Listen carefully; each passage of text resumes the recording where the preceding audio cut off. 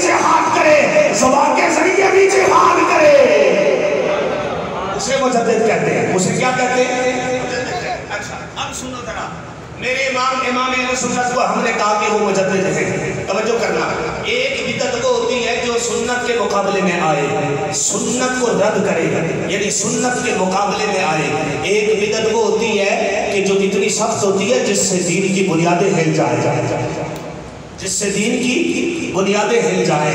اب توجہ کرنا، میرے امام نے اس وقت کون سی بدعت کا مقابلہ کیا ہے؟ اب بات کرنا، جب لوگ کہہ رہے تھے محمد علی جس کا نام ہے اسے کسی چیز کا اختیار نہیں، بتاؤ تو صحیح، کیا نبی کے لیے یہ جملہ کہنا صحیح ہے؟ نبی تو ہوتا ہی وہ ہے جسے خدا اختیار دے کر دنیا میں بھیجتا ہے۔ اگر نبی اتنا بے اختیار ہے تو چاند کس نے تو ٹکڑے کیا؟ کہو نا سبحان اللہ۔ اچھا یہ وہ بدعت ہے جس نے دین کی بنیادوں کو ہلا دیا۔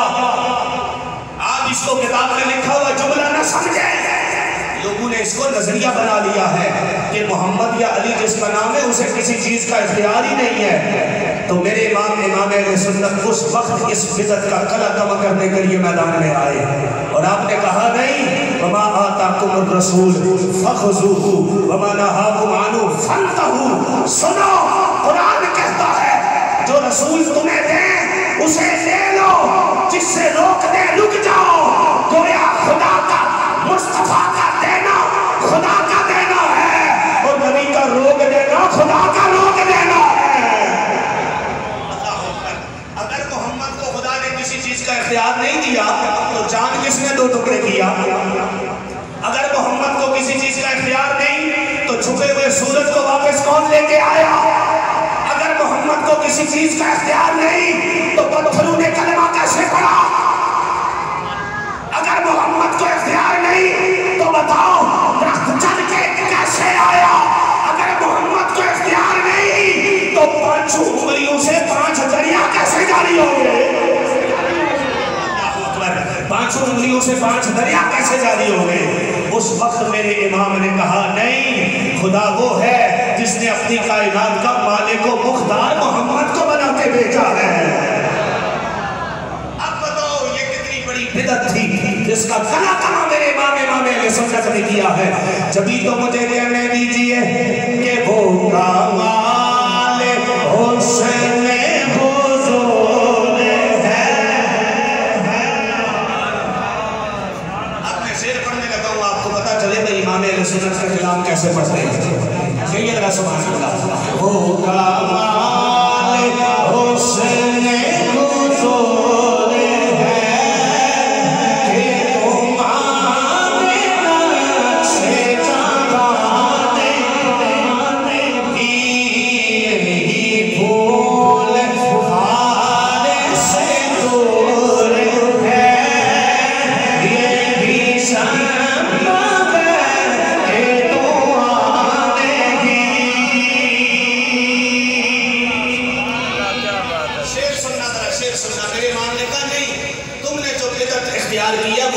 اسلام کی بنیادوں کے خلاف ہے۔ محمد ہے وہ جسے خدا نے کائنات کا مختار کل بنا کے بھیجا۔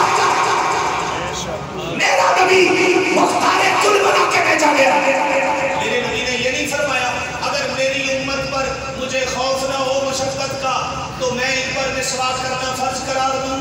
یہ کون کہتا ہے؟ یہ وہی کہتا ہے جسے رب نے اختیار دیا ہو۔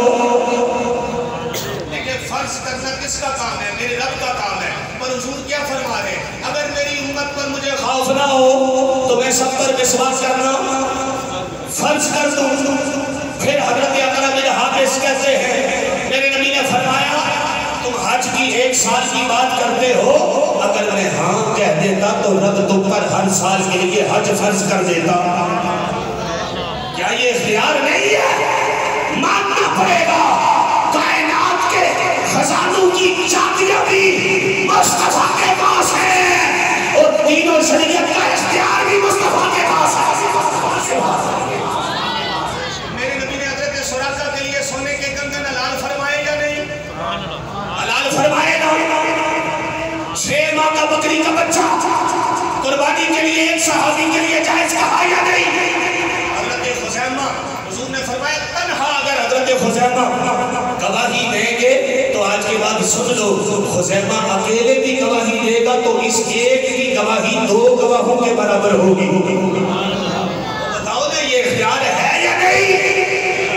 میرے نبی نے فرمایا عثمان غنی نے مجھ سے 2 بار جنت خریدی۔ یہ تصور تمہیں کس نے دیا ہے؟ یہ مجدد دین و ملت شاہ امام محمد رضا نے دیا ہے۔ اس وقت وہ بدعت سامنے تھی جس بدعت سے دین کی بنیادیں ہیں۔ مجھے بتاؤ نا کیا یہ تصور؟ دیکھیں لوگوں نے اس کو نظریہ بنا لیا تھا کہ محمد علی جس کا نام ہے اسے کسی چیز کا اختیار ہی نہیں ہے۔ تو میرے اور آپ کے نبی کریم اس لیے اس غلام نے بتایا نہیں، سلطنت المصطفیٰ فی ملکوت کل الورا، ساری کائنات کا بادشاہ آمنہ کا لال ہے اور جنت کا مالک بھی آمنہ کا لال ہے۔ اللہ اکبر۔ وہ جس کا نواسہ جنت کے نوجوانوں کا سردار ہو اس کا نانا کتنی شان والا ہوگا۔ تو پھر مجھے کہنے دیجئے مل کے پڑھئے کروں تیرے نام پہ جان فدا، نہ بس ایک جان دو جہاں فدا، 2 جہاں سے بھی میری جی بنا، کروں کیا کروں جہاں نہیں۔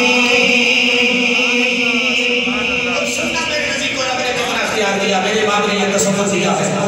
تصور کیا ہے؟ سنو کہ وہی نور حق، وہی ذل رب، وہی نور حق، وہی ذل رب، ہے انہی سے سب، ہے انہی کا سب۔ شیر سنا ہے میرے امام کہتے ہیں وہی نور حق، وہی ذل رب، ہے انہی سے سب، ہے انہی کا سب۔ وہی نور حق، وہی ذل رب، ہے انہی سے سب، ہے انہی کا سب۔ ملکوت و ملک میں کوئی سے نہیں ہو جو تجھ پہ آیا نہیں ہوگا۔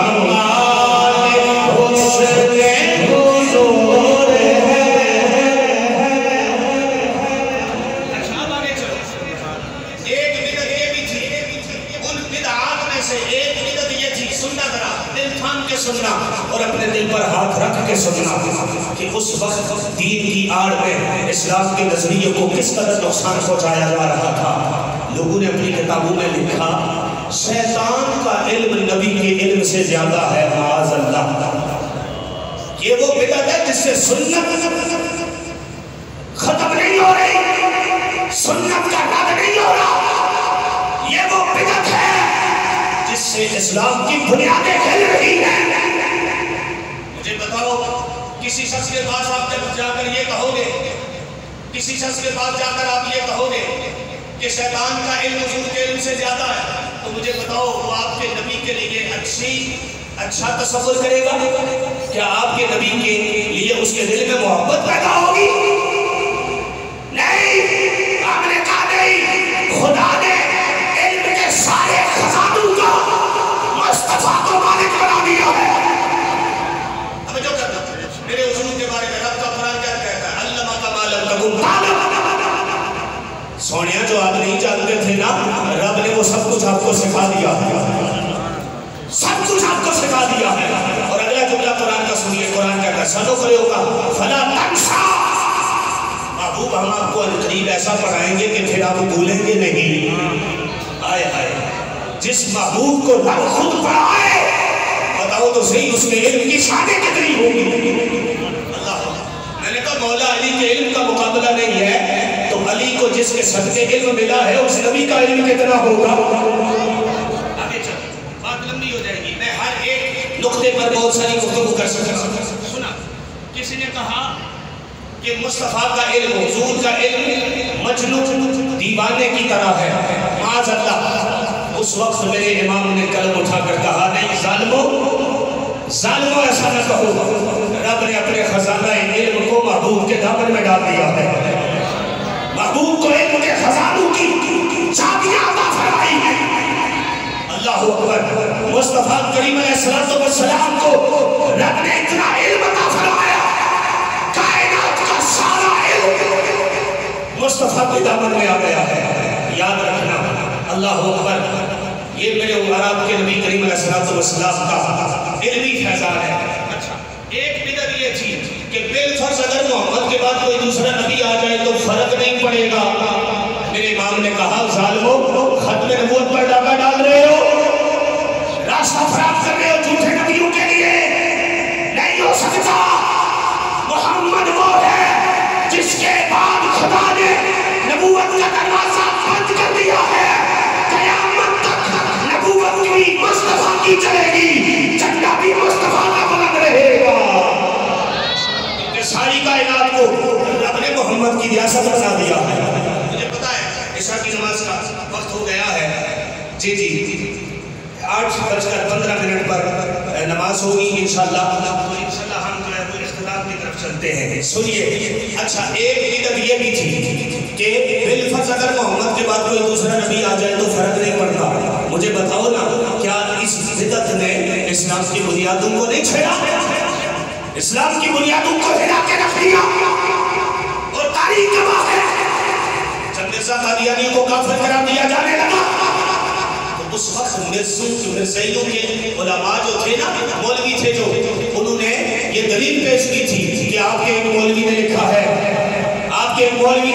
ہے کہ محمد کے بعد اگر کوئی دوسرا نبی آ جائے تو فرق نہیں پڑتا، تو میں آ گیا ہوں تو کون سا فرق پڑے گا؟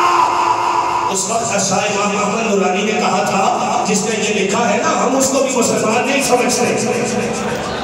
جی ہاں، تخت سکندری پر وہ تھوکتے نہیں، بستر لگا ہوا ہے جن کا گلی گلی یہ میرے اور آپ کے نبی کریم علیہ السلام کے غلاموں کی شان ہے۔ ہمیں جو کرنا، ایک بدعت یہ تھی کہ محمد کے بعد کوئی دوسرا نبی آ جائے تو فرق نہیں پڑتا۔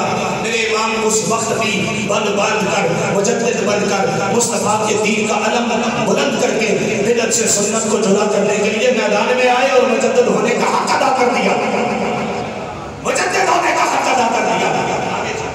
بات یہاں پر ختم نہیں ہوئی، کسی نے لکھا اللہ بھی جھوٹ بول سکتا ہے،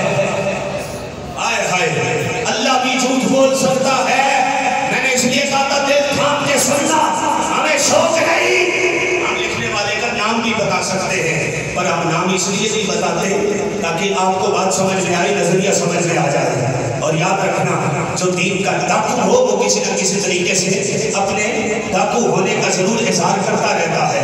توجہ کرنا، میرے امام نے اس لیے ایک شعر میں کہا تھا، بڑی پیاری بات آپ نے کہی تھی، کہا تھا کہ جو مصطفیٰ کے دشمن ہیں وہ بھی نہیں چھپتے، کہا تعظیم کے منکر ہیں دم باز نہیں چھپتے، دل جان سے حاضر ہیں دم ساز نہیں چھپتے، کہا جو منکر ہیں ان کی چالیں بھی نہیں چھپتی، اور جو قربان مصطفیٰ کی ذات پر ہونے والے ہیں ان کے انداز محبت بھی نہیں چھپا کرتے، ان کے انداز محبت بھی نہیں چھپتے۔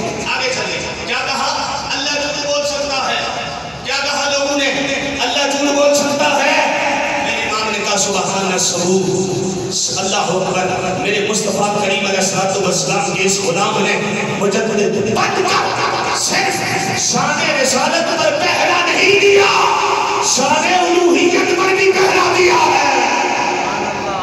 توحید و رسالت کے پھول بکھیرے گئے اور مجدد بن کر عقیدہ رسالت میں بھی خدا کی قسم اپنا کردار ادا کیا، اور عقیدہ الوہیت میں بھی اپنا کردار ادا کیا ہے۔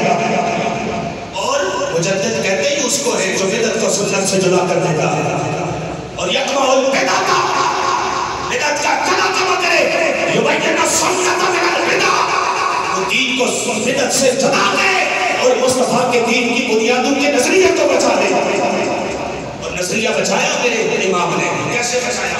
بس آخری بات ہے، ایک نے اپنی کتاب میں لکھا ہر چھوٹی یا بڑی مخلوق ہر چھوٹی یا بڑی مخلوق اللہ کے نزدیک چوڑے چمار سے زیادہ ذلیل ہے. معاذ اللہ. ہم نے کہا چھوٹی مخلوق سے کون مراد ہے؟ کہتے ہیں امتی مراد ہے. بڑی مخلوق سے کون مراد ہے؟ نبی مراد ہے. میں نے کہا استغفر اللہ العظیم، کیا خدا کے نبی رب کی بارگاہ میں ذلیل ہے؟ نہیں، خدا نے عزتوں کا تاج سب سے بلند مرتبہ اپنے نبیوں کو عطا فرمایا ہے. اللہ اکبر. اور نبیوں میں بھی تاجدار ختم نبوت اور تاجدار انبیاء کا تاج میرے نبی کے سر مبارک پر رکھا ہے. اللہ اکبر.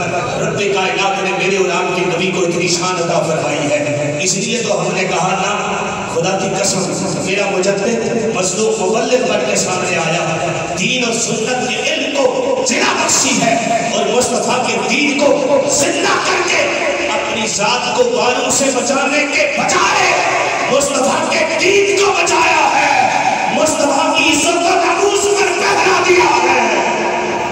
یہ میرے امام کی شان ہے.